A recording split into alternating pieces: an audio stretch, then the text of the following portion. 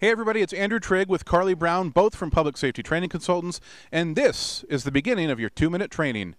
You know, today we want to talk about something that we've briefly mentioned in past 2-minute trainings over the last 8 months or so, and that's all about firefighter safety.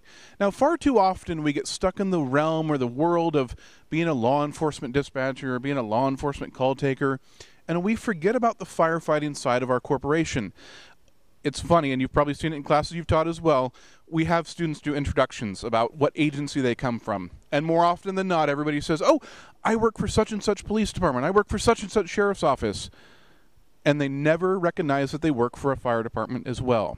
So, Karlea's a firefighting dispatcher over in Maryland. I am a firefighter out in the real world as well as Karlea. And we want to bring you a couple insights from the response side of it.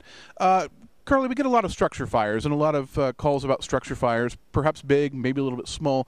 But as a firefighter who's responding to the call, what are some of those things that's running through your mind question-wise on the way out there? When it comes to responding to the scene, things that we need to know and we're looking for is what type of building is involved?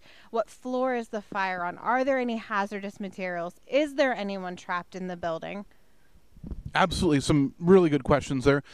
If people are trapped in the building, is it going to change the mentality of the firefighters that are responding out there? Yes, it becomes a rescue at that point. Exactly. So maybe some more resources are going to need to be involved. Now, we recognize that some of you have protocol-based dispatching, EFD or whatever system it is that you happen to use.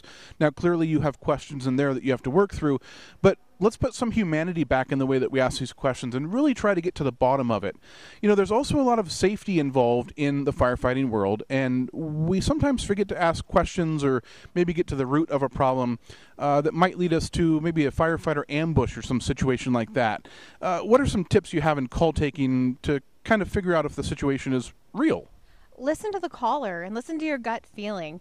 Does the caller seem eerily calm for what they're reporting? Do they know a little bit too much about the fire and what's going on?